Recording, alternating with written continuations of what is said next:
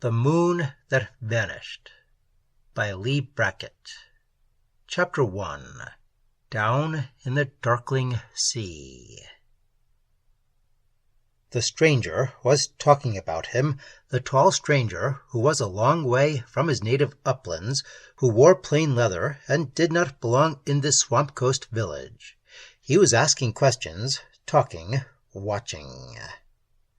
David Heath knew that, in the same detached way in which he realized that he was in Kalruna's dingy palace of all possible delights, that he was very drunk, but not nearly drunk enough, that he would never be drunk enough, and that presently, when he passed out, he would be tossed over the back railing into the mud, where he might drown or sleep it off as he pleased.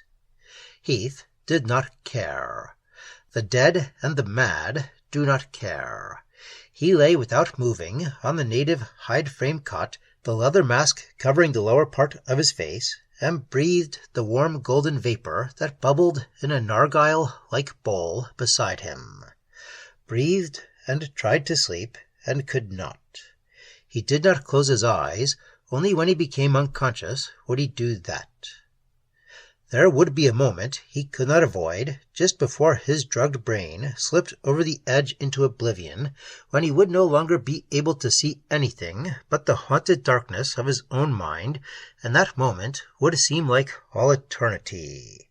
But afterward, for a few hours, he would find peace. Until then, he would watch, from his dark corner, the life that went on in the palace of all possible delights. Heath rolled his head slightly. By his shoulder, clinging with its hooked claws to the cot frame, a little bright-scaled dragon crouched and met his glance with jewel-red eyes in which there were peculiar sympathy and intelligence. Heath smiled and settled back. A nervous spasm shook him, but the drug had relaxed him so that it was not severe and passed off quickly. No one came near him except the emerald-skinned girl from the deep swamps who replenished his bowl. She was not human, and therefore did not mind that he was David Heath.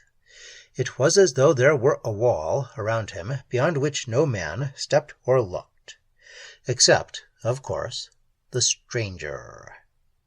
Heath let his gaze wander, past the long low bar where the common seamen lay on cushions of moss and skins, drinking the cheap, fiery thule, past the tables where the captains and the mates sat, playing their endless and complicated dice games, past the Nahali girl who danced naked in the torchlight, her body glimmering with tiny scales, and as sinuous and silent in motion as the body of a snake. The single huge room was open on three sides to the steaming night. It was there that Heath's gaze went at last. Outside, to the darkness and the sea, because they had been his life, and he loved them. Darkness on Venus is not like the darkness of Earth or Mars. The planet is hungry for light, and will not let it go. The face of Venus never sees the sun, but even at night the hope and the memory of it are there, trapped in the eternal clouds. The air is the color of indigo, and it carries its own pale glow. Heath lay watching how the slow hot wind made drifts of light among the liha-trees, touched the muddy harbor beaches with the wavering gleam, and blended into the restless phosphorescence of the sea of morning opals. Half a mile south, the river Omaz flowed silently down, still tainted with the reek of the deep swamps. Sea and sky, the life of David Heath and his destruction. The heavy vapor swirled in Heath's brain. His breathing slowed and deepened. His lids grew heavy. Heath closed his eyes. An expression of excitement, of yearning, crossed his face, mingled with a vague unease. His muscles tensed. He began to whimper very softly, the sound muffled by the leather mask. The little dragon cocked its head and watched, still as a carven image. Heath's body, half naked in a native kilt, began to twitch, then to move in spasmodic jerks. The expression of unease deepened, changed gradually to one of pure horror. The cords in his throat stood out like wires as he tried to cry out and could not. Sweat gathered in great beads on his skin. Suddenly the little dragon raised its wings and voiced a hissing scream. Heath's nightmare world rocked around him, riven with loud sounds. He was mad with fear. He was dying. Vast striding shapes thronged toward him out of a shining mist. His body was shaken, cracking, frail bones bursting into powder, his heart tearing out of him, his brain a part of the mist, shining, burning. He tore the mask from his face and cried out a name, Ethne, and sat up, and his eyes were wide open, blind and deep. Somewhere, far off, he heard thunder. The thunder spoke. It called his name. A new face pushed him past the phantoms of his dream. It swelled and blotted out the others, the face of the stranger from the high plateaus. He saw every line of it, painted in fire, upon his brain. The square jaw, hard mouth, nose curved like a falcon's beak, the scars wheeled white against his white skin, eyes like moonstones, only hot, bright. The long silver hair piled high in the intricate tribal knot and secured with the warrior's golden chains. Hands shook him, slapped his face. The little dragon went on screaming and flapping, tethered by a short thong to the head of Heath's cot so that it could not tear out the eyes of the stranger. Heath caught his breath in a long shuddering sob, and sprang. He would have killed the man who had robbed him of his little time of peace. He tried, in deadly silence, while the seamen and the masters and the mates and the dancing girls watched, not moving, sidelong out of their frightened, hateful eyes. But the uplander was a big man, bigger than Heath in his best days had ever been. And presently Heath lay panting on the cot, a sick man, a man who was slowly dying and had no strength left. The stranger spoke. "It is said that you found the moon fire." Heath stared at him with his dazed, drugged eyes and did not answer. "It is said that you are David Heath, the Earthman, captain of the Ethne." Still Heath did not answer. The rusty torchlight flickered over him, painting highlight and shadow. He had always been a lean, wiry man. Now he was emaciated, the bones of his face showing terribly ridged and curved under the drawn skin. His black hair and unkempt beard were shot through with white. The uplander studied Heath deliberately, contemptuously. He said, "I think they lie." Heath laughed. It was not a nice laugh. "Few men have ever reached the moonfire," the Venusian said. "They were the strong ones, the men without fear." After a long while, Heath whispered, "They were fools."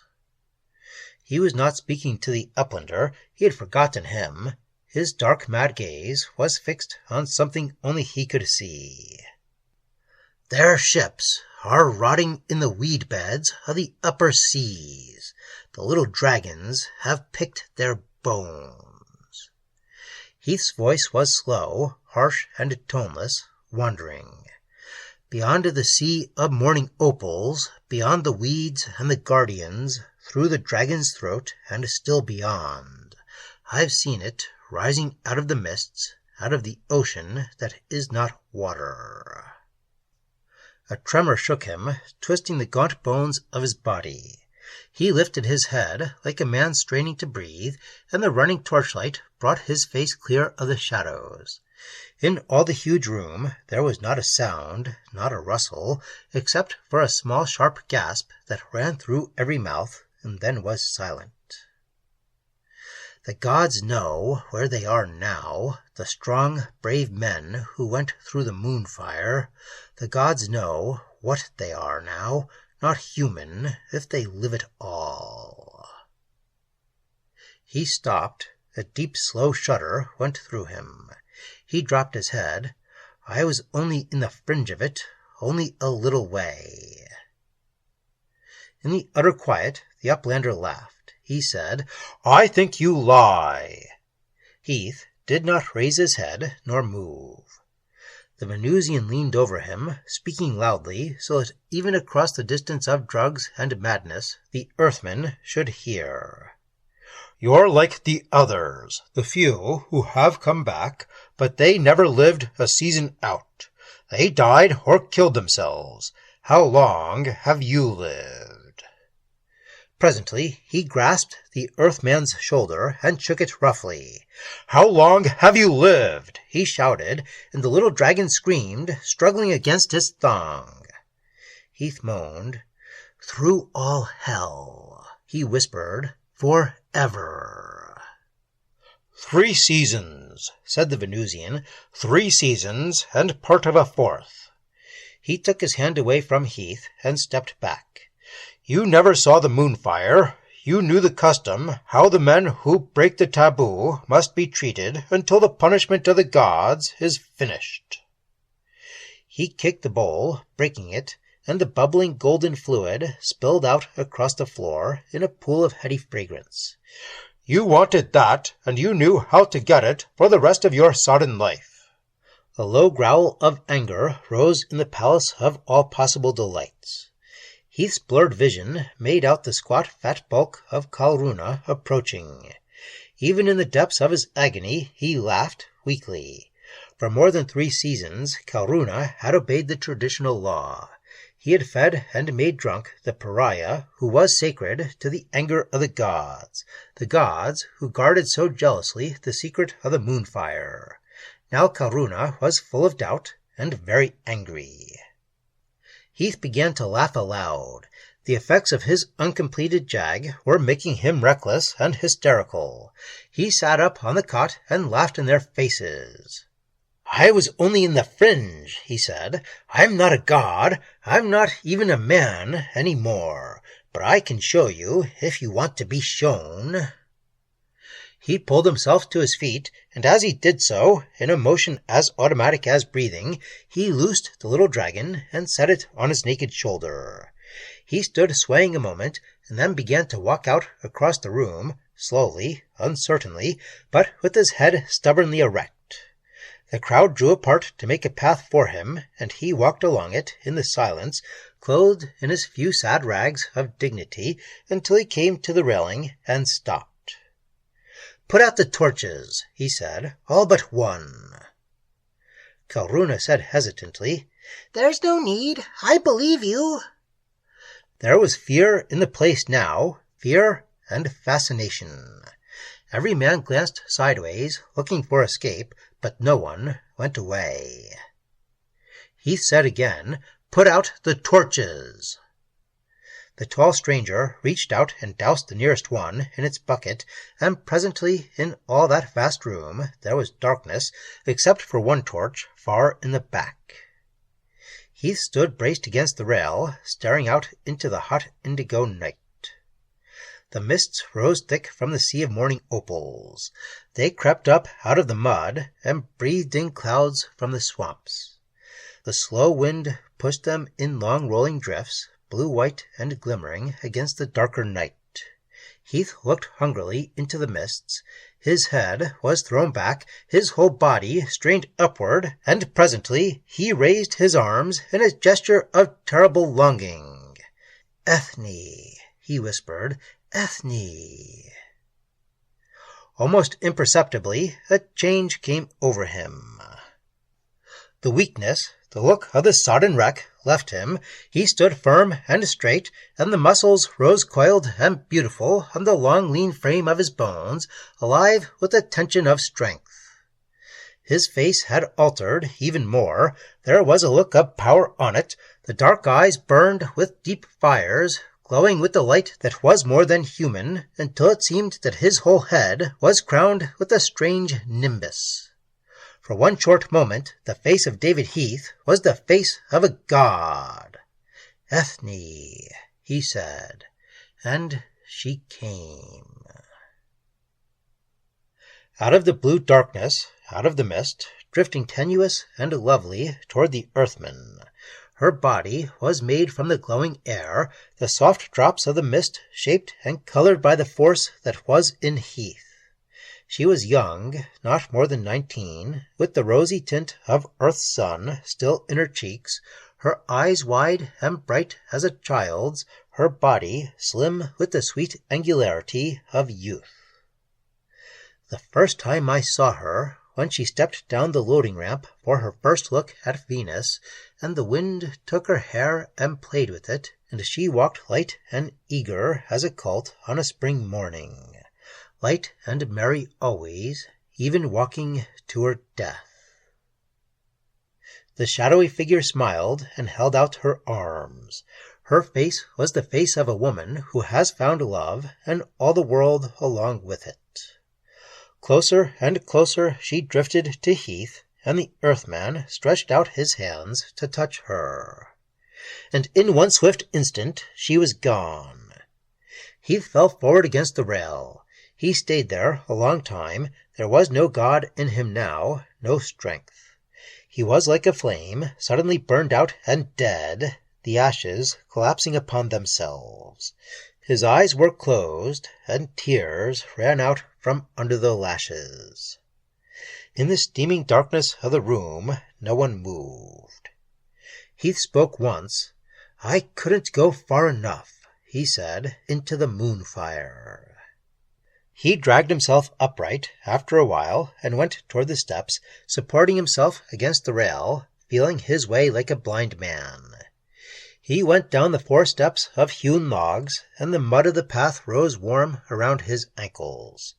He passed between the rows of mud and wattle huts, a broken scarecrow of a man plodding through the night of an alien world. He turned down the side path that led to the anchorage. His feet slipped into the deeper mud at the side, and he fell face down. He tried once to get up, then lay still, already sinking into the black rich ooze. The little dragon rode on his shoulder, pecking at him, screaming, but he did not hear. He did not know it when the tall stranger from the high plateaus picked him out of the mud a few seconds later, dragon and all, and carried him away down to the Darkling Sea.